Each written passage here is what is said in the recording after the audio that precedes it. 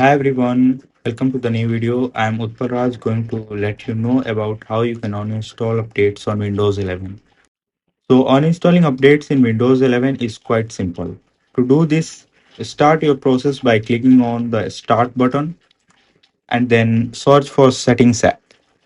Now click on open and then tap on apps in the left sidebar. After that, click on advanced app settings. Now tap on uninstall updates under related settings. Here you can see all the recent updates that you have already installed on your computer.